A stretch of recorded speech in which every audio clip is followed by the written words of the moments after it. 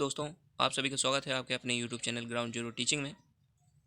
इस क्लास में हम बताएंगे किस तरीके से सीबीएसई बोर्ड ने आपके सिलेबस को यानी कि 9 टू 12 30% सिलेबस को कम किया है।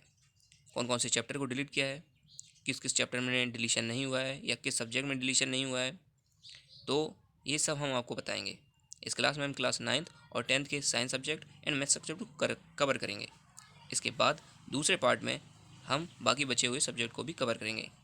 हमारे चैनल पे एक वीडियो पहले से अपलोड है जो कि 11th एंड 12th क्लास से रिलेटेड है। तो बिना किसी देरी की चलिए स्टार्ट करते हैं क्लास 9th और साइंस सब्जेक्ट से। ये थ्योरी पोर्शन रहेगा आपका। रेड सर्कल हमने रेड से किया हुआ है थ्योरी। यूनिट फर्स्ट की तरफ चलेंगे, ग्रीन से हमने ड्रॉ करा है एंड येलो से टॉपिक को बताया है। मैटर, नेचर एंड बिहेवियर, इसके अंतर्गत आप देखिए definition of matter, solid liquid and gas, characteristics से वॉल्यूम डेंसिटी पढ़ने को मिलेंगे। यूनिट सेकंड की तरफ चलते हैं, organisation in the living bird. इसके अंतर्गत आपको डाइवर्सिटी इन लिविंग बर्ड के कई सारे टॉपिक आपके पॉइंट दिए गए हैं, ये आपको नोट कर लेना है, ये अब आपके एग्जाम में नहीं पूछे जाएंगे। यूनिट थर्ड की बात करते हैं तो मोशन, फोर्स एंड बग्स, इसके अंदर फ्लोटेशन एंड साउंड आपके नहीं आएंगे। यूनिट फिफ्थ की बात करेंगे तो फूड प्रोडक्शन, इसके अंतर्गत आपको plant and animal breeding and selection for quality improvement and management, use of fertiliser and manure, protection from pest and disease, organic farming अब नहीं आने वाले, इनको आप नोट कर लीजिएगा। डिलीट प्रैक्टिकल्स की तरफ चलेंगे, नंबर गेनिंग सब्जेक्ट होता है, 1 to 7 आपके पॉइंट दिए गए हैं, इनको अच्छे से पढ़ लीजिएगा। कोई डाउट होता है तो आप कमेंट करके हमसे पूछ सकते हैं। नेक्स्ट चलते हैं इंटरनल असेसमेंट की तरफ। इसके अंतर्गत आपको फिजिकल रिसोर्स और bio Jio chemical cycle and water पढ़ने के लिए मिलते थे। ये अब आपके टॉपिक, ये आपके पोर्शन को डिलीट कर दिया गया है, अब इनको पढ़ने की कोई नीड नहीं है। क्लास 10th हाई स्कूल की तरफ चलेंगे तो थ्योरी पोर्शन पहले करते हैं। Unit first, chemical substance, nature and behaviour. इसके अंतर्गत आपको metal and non metal, carbon and its compound से रिलेटेड कई सारे टॉपिक दिए गए हैं, पॉइंट दिए गए हैं, इनको नोट कर लीजिए, अभी आपके एग्जाम में नहीं पूछे जाएंगे। कार्बन एंड इट्स कंपाउंड के अंतर्गत आपको कार्बन से रिलेटेड और उसके कंपाउंड से रिलेटेड पढ़ा जाता था, लेकिन अब हमें पढ़ने की कोई नीड नहीं है। यूनिट सेकंड की तरफ चलते हैं तो bird of living, control and coordination animal and plants. इसके अंतर्गत आपको प्लांट और एनिमल से रिलेटेड उनके मूवमेंट, वो किस तरीके से अपने आप को एक दूसरे से कंट्रोल करते हैं, उनका वॉलंटरी इनवॉलंटरी रिफ्लेक्स एक्शन क्या रहता है, केमिकल कोऑर्डिनेशन कैसा रहता है, ये सब बताया जाता है। Heredity and evolution. थर्ड की बात करते हैं तो natural phenomena, the human I and the colourful word. Fourth की बात करते हैं तो effect of current, AC DC से रिलेटेड इसमें कुछ पॉइंट दिए गए हैं, इनको नोट कर लीजिएगा, ये आपके एग्जाम में नहीं पूछे जाएंगे। फिफ्थ की बात करेंगे तो नेचुरल रिसोर्स, इसके अंतर्गत सोर्स ऑफ एनर्जी जैसे conventional and non conventional source of energy, fossil fuel, solar energy, biogas and water and tidal energy, इस तरीके कई सारी एनर्जी आपके दिए गए हैं जो कि आप इस एग्जाम में आपके नहीं पूछे जाएंगे। डिलीटेड प्रैक्टिकल्स की तरफ चलेंगे तो इसमें भी 9th की तरीके से 1 to 7 आपको प्रैक्टिकल्स दिए गए हैं, ये आपके एग्ज़ाम में नहीं पूछे जाएंगे। अगर कोई आपको डाउट होता है तो आप हमसे पूछ सकते हैं, एक स्क्रीनशॉट लेना चाहें तो आप ले सकते हैं। नेक्स्ट चलते हैं इंटरनल असेसमेंट की तरफ। नंबर गेनिंग सब्जेक्ट रहा है। मैनेजमेंट ऑफ नेचुरल रिसोर्स, इसके अंतर्गत आपको नेचुरल रिसोर्स का मैनेजमेंट करने को मिलता था, किस तरीके से आप नेचुरल रिसोर्स को मैनेजमेंट कर सकते हैं। याद रखिएगा नेचुरल रिसोर्स अनलिमिटेड नहीं होते हैं, लिमिटेड होते हैं। जैसे कि आपका वाटर लिमिटेड है बट उसका वेस्ट जारी है। नेक्स्ट चलते हैं मैथमेटिक्स की तरफ। क्लास 9th का मैथमेटिक्स पहले हम कवर करेंगे, फिर उसके बाद हाई स्कूल का मैथ। रियल नंबर चलते हैं, यूनिट फर्स्ट है। रियल नंबर के अंतर्गत 3 आपको पॉइंट दिए गए हैं, येलो लाइन से हमने ये देखिए ड्रॉ किए गए हैं। तीनों पॉइंट को terminated, non terminating, recurring decimal number आते थे, अब नहीं पूछे जाएंगे, याद रखिएगा। नेक्स्ट चलते हैं यूनिट सेकंड की तरफ, अलजेब्रा, इसके अंतर्गत polynomials, linear equation in 2 variables, अंतर्गत 3 पॉइंट दिए गए हैं, ये आपके एग्जाम में नहीं पूछे जाएंगे, इनको नोट कर लीजिएगा।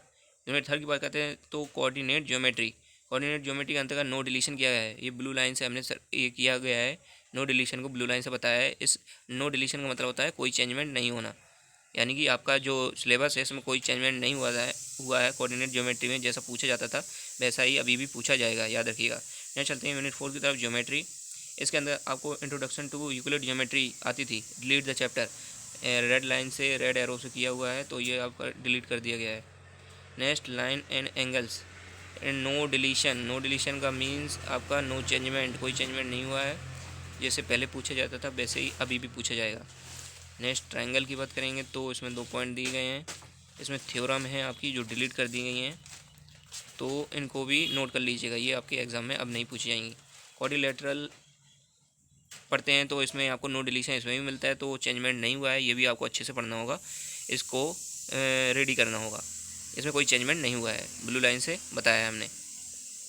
नेक्स्ट चलते हैं एरिया की तरफ। तो एरिया को डिलीट कर दिया गया है, रेड से हमने बता दिया है, एरिया को डिलीट कर दिया गया है, आपको पढ़ने की कोई नीड नहीं है। सर्कल की बात करेंगे, 2 पॉइंट दिए गए हैं सर्कल में, इनको नोट कर लीजिएगा। कंस्ट्रक्शन की बात करेंगे तो इसमें 1 पॉइंट दिया गया है, इसको भी नोट कर लीजिएगा। यूनिट 5 की बात करेंगे तो मेंसुरेशन एरियाज, इसके अंतर्गत आपको application Heron's form and finding the area of the quadrilateral. याद रखिएगा जो हेरोन्स फॉर्म और क्वाड्रिलेटरल की यूज़ करना पड़ता था वो डिलीट किया गया है। बाकी आपका हेरोन्स फॉर्मल जो अदर शेप में हम यूज़ करेंगे उसके लिए ये बना है, अभी भी आपको पढ़ना है। सरफेस एरियाज एंड वॉल्यूम्स को नो डिलीशन किया गया है, कोई चेंजमेंट नहीं हुआ है। यूनिट 6 की बात करेंगे तो स्टैटिक्स में प्रोबेबिलिटी आती है, स्टैटिक्स में 3 पॉइंट दिए हैं, histograms, frequency polygons, mean medium mode of ungroup data, ये आपके सिलेबस में नहीं है। प्रोबेबिलिटी नो डिलीशन किया गया है, यानी कि ये आपके सिलेबस में वैसे का वैसा ही आएगा, ये उसको पढ़ना है आपको। हाई स्कूल की तरफ चलते हैं, 10th की तरफ। तो इसमें यूनिट 1 की बात करते हैं तो नंबर सिस्टम, इसके अंतर्गत आपको यूक्लिड डिवीजन 11 नहीं पढ़ना है, ये आपका डिलीट कर दिया गया है, हटा दिया है, पढ़ने की कोई नीड नहीं है। Unit 2 algebra, polynomials, pair of linear equation in 2 variables, quadratic equation, arithmetic progression, इस तरीके से 4 पॉइंट आपके बनते हैं। इसके अंतर्गत आपको नोट कर लेना है ये 4 पॉइंट क्या क्या कह रहे हैं। Cross multiplication method, situation problem based on equation, reducible quadratic equation, application of solving daily life problem based on sum to n terms, इस तरीके से ये आपके सिलेबस से हटा दिए गए हैं। यूनिट 3 की बात करें तो कोऑर्डिनेट ज्योमेट्री, इसके अंतर्गत एरिया ऑफ ट्रायंगल अब डिलीट कर दिया गया है, हटा दिया है, रिड्यूस किया गया है। यूनिट 4 की बात करें ज्योमेट्री, इसके अंदर ट्रायंगल आता था, ट्रायंगल में आपकी थ्योरम दी गई हैं, 2 थ्योरम हैं, ये आपकी डिलीट कर दी गई हैं। सर्कल्स नो डिलीशन किया है, ब्लू लाइन से हमने दिखाया है, ब्लू लाइन से नो डिलीशन बताया है, इसका मतलब होता है कोई चेंजमेंट नहीं हुआ है, आपको पढ़ना पड़ेगा ये। कंस्ट्रक्शन की बात करेंगे तो 1 पॉइंट दिया गया है, ये हटा दिया गया है। यूनिट 5 की बात करें ट्रिग्नोमेट्री के अंतर्गत देखिए introduction to trigonometry, trigonometric identities, आपके 2 पॉइंट दिए गए हैं, ये दोनों हटा दिए गए हैं। हाइट एंड डिस्टेंस को नो डिलीशन में रखा गया है, यानी कि इसका कोई चेंजमेंट नहीं हुआ है, जैसे पहले पढ़ते थे वैसे ही अभी भी पढ़ना पड़ेगा। यूनिट 6 की बात करेंगे तो मेंसुरेशन आता है, इसके अंदर areas related to circles, surface areas and volumes के अंतर्गत 2 पॉइंट दिए गए हैं, इन दोनों पॉइंट को नोट कर लीजिएगा अपनी नोटबुक में। यूनिट 7 की बात करेंगे तो स्टैटिक्स एंड प्रोबेबिलिटी आता है, इसके अंतर्गत स्टैटिक्स में 2 पॉइंट दिए हैं, जैसे कि step deviation method for finding the mean, cumulative frequency, ये दोनों पॉइंट को हटा दिया है, रिड्यूस कर दिया है। प्रोबेबिलिटी की बात करेंगे तो नो डिलीशन किया गया है, यानी कोई चेंजमेंट नहीं हुआ है, जैसे कि 9th क्लास में किया गया है। तो याद रखिएगा नो डिलीशन का मतलब होता है कोई चेंजमेंट नहीं हुआ है। तो इस तरीके से हम दोनों सब्जेक्ट कवर कर लेते हैं दोनों क्लासेस के, बाकी के सब्जेक्ट को हम अगले पार्ट में कवर करेंगे। आपको क्लास कैसी लगी ज़रूर बताइएगा, इस क्लास को लाइक, शेयर और सब्सक्राइब चैनल को ज़रूर कर लीजिएगा। धन्यवाद मित्रों, जय हिंद, जय भारत।